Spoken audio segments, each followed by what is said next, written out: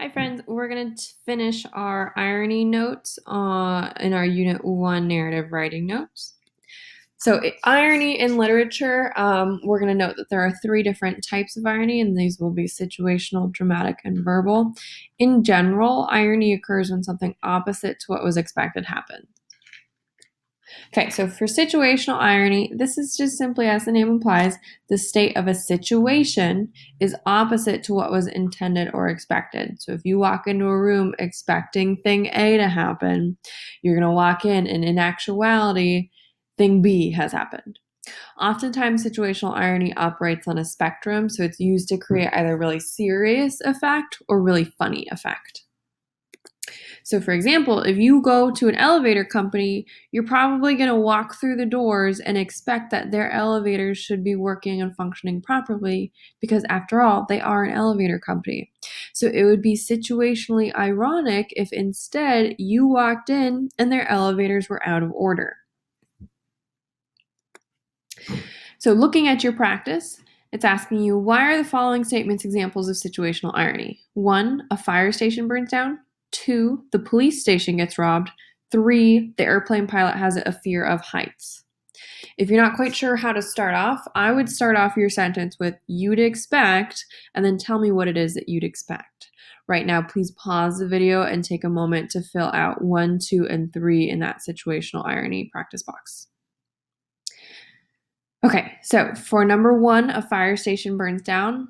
In my head, I would expect that the firemen would definitely be putting out the fire in the fire station because that's where they're all based and that's where all their equipment is. So you would not expect it to burn down. You'd expect them to be a little bit more prepared. For number 2, the police station gets robbed. If it were me, I would expect that a robber would not choose to rob a police station and maybe would choose to rob somewhere that is less well guarded. And again, if you have something different than I do, totally fine. Everyone has different expectations. Okay, last but not least, the airplane pilot has a fear of heights. You'd expect, well, if it were me, I would expect that if you are afraid of heights, you wouldn't choose to become an airline pilot.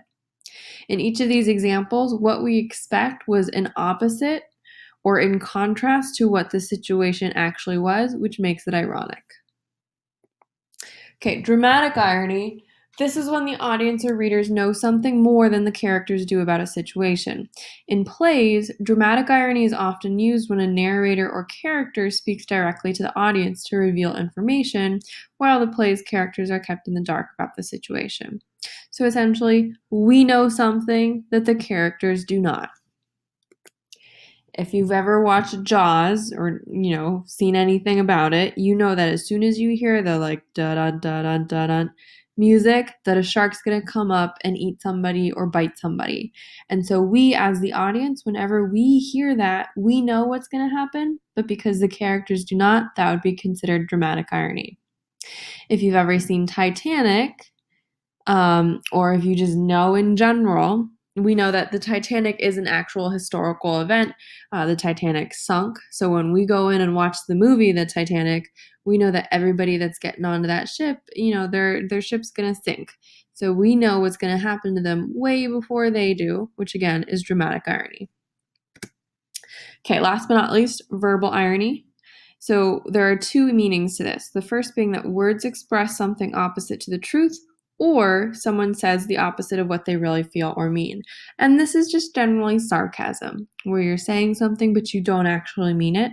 And oftentimes when we are using it in our own life, we can hear it based on the tone of voice.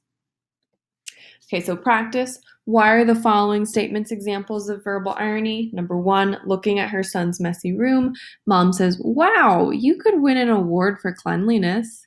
Number 2, Mark is very upset over the fact that his brand new truck has a little speck of mud on the bumper, and Jennifer, who has a used car, says, "My goodness, that's a shame."